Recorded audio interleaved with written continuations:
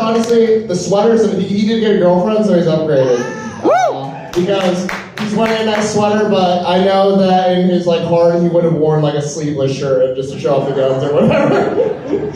But yeah, guys, give it up one more time for Josh Marquis. Hell yeah, Kenny Buck's own. Everyone's gonna keep the conversation going along with another Maine comedian. Guys, clap it up, keep it clapping, keep it clapping, keep it clapping, keep it clapping. He's the host of Field Notes, open mic, Stephen Barton!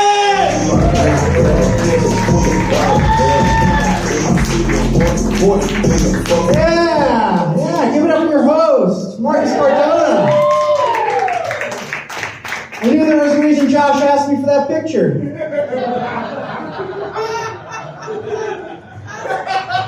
Now I feel strange about sending him that picture.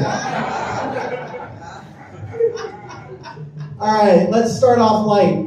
Our automatic weapons. There are 3 states within these great United States that have the highest per 1,000 rate of ownership of automatic weapons in the country.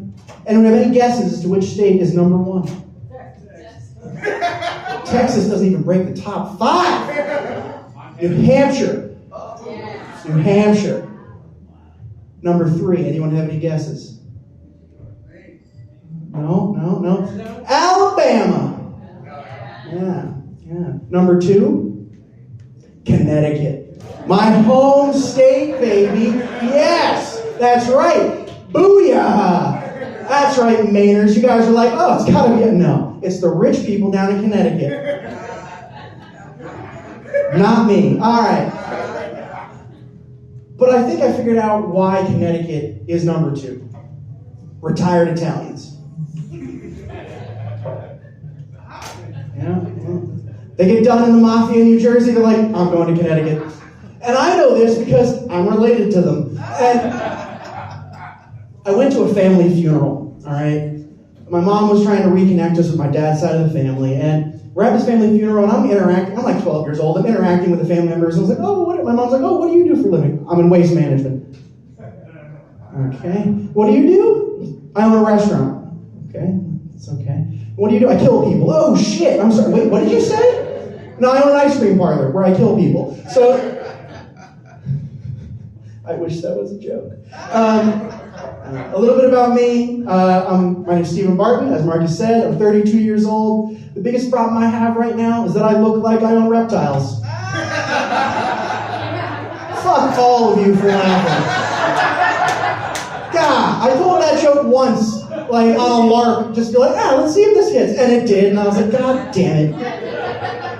What is it? Is it the bad facial hair, the awkward clothing, or is it the snake tattoo I got when I was 18? I think it's the snake tattoo I got when I was 18. And it gets worse. I do own reptiles. And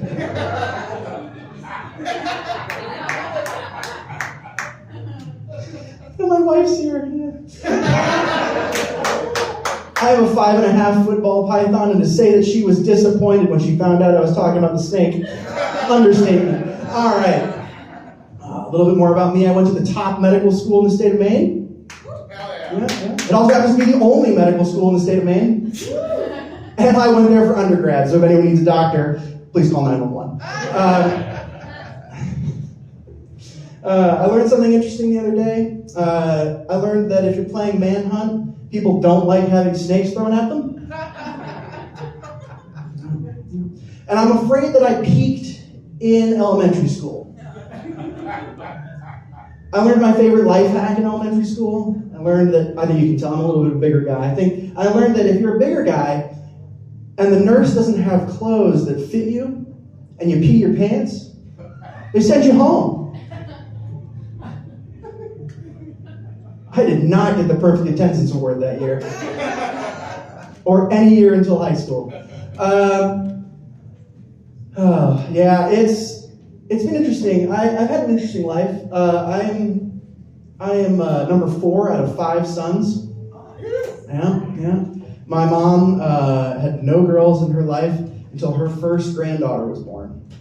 Yeah, relax, she's 20. And not by me, relax. That would have been really strange. But my older brother Josh, he's the one who had the first granddaughter. And he's a man's man, right? He played football in high school, joined the Marines, killed people for a living, kind of like the family member at the Italian funeral. And he came home, and his daughter was born, and he called my mom. Oh, I don't know what to do. I'm freaking out. I don't know which way to wipe. I'm left, right, sideways, up, down. And my mom, very calmly, said, Josh, I don't know, I had boys. I hung up on them. That's my mom. I like to think, I'm really proud of my little brother. He's a great kid. And I like to think that I helped prepare him for his D1 football career. I gave him his first concussion. And the second one. And the next 6, but he doesn't remember those. So there's, it works out nicely in my favor. And I think I owe the most to my older brother, Eric. Because he taught me how to sell drugs at 7. So... And I finally got to put that to good use in 3rd grade during the DARE program. Does everyone here know what the DARE program is? Yeah. Drug Abuse Resistance Education. You, sir, you look like a teacher. You know what the drug DARE program, no? Right, okay. The officer comes in, he's doing his presentation, he puts the first slide up. And before he can even ask the question, my hand's like up. I'm just like, yes, let's do this. I can do this. This is the first test I'm ever going to ace. And he's like, sure. It's marijuana. He's like, I didn't ask. Fuck. And he puts the second slide up. Wait, I chill. I can read the room. Puts the second slide up, and he goes, what is it? And I go, it's cocaine. And he's like, who's your mom? And, I'm disappointed because I really wanted to do well on this exam. And I'm not doing as well as I hoped I was going to do because apparently he doesn't like my answers. And I don't think that's fair. So I decided to change my answer up a little bit. He puts the last slide up. I wait.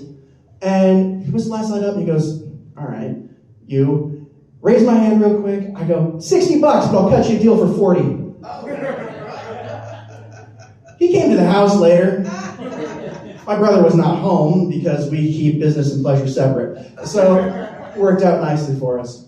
I'm married now. I've been married for 3 years. Yeah. My wife and I just celebrated our 3rd anniversary not that long ago. Yeah. Anyone else's bad habits ever caused them a burning sensation in places they didn't expect? Like I said, she's right there. Never rub your eyes after making hot sauce, guys. It's not a good idea. It's not a good idea. Now, some of you thought I was cheating on my wife. No. Something much worse than a cheater. I'm a serial monogamist. 5 months after I met my wife, we got engaged. 5 months after that, we got married. The only STD I've ever come close to catching is kids. So anyway, we have kids. We have twin 2.5-year-old boys. Yeah, it's very exciting. And we just recently made the decision that I'm going to be a stay-at-home dad. Yeah. Reptiles and all. And I'm pretty excited about it, right? It's going to be great. But, I was really bittersweet because I really liked my job. I loved my job. So I came home that last day, and my son Duncan, comes running up to me. He's got a big old smile on his face. Daddy, daddy, daddy, daddy. It's great. He jumps up under my arms. He wraps his arms around my neck. And I'm looking down at his beautiful smiling face, and I just go, what the fuck was I thinking?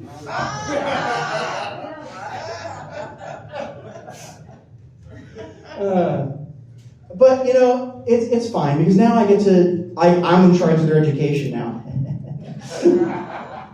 But, my wife and I, we're trying to make sure that they're well-rounded. We want to make sure that they, one of the big things my wife wants to make sure they do is that they speak multiple languages. So one of the things we're trying to do right now is we're trying to teach them Spanish. So my wife has a background in language education. She's trying to teach them the proper way. She's got books. She's labeling things, using basic phrases. I'm just letting them watch cartel recruitment videos. It's working out pretty well. They really know how to demand money from people. It's a good skill. I'll leave you guys with this.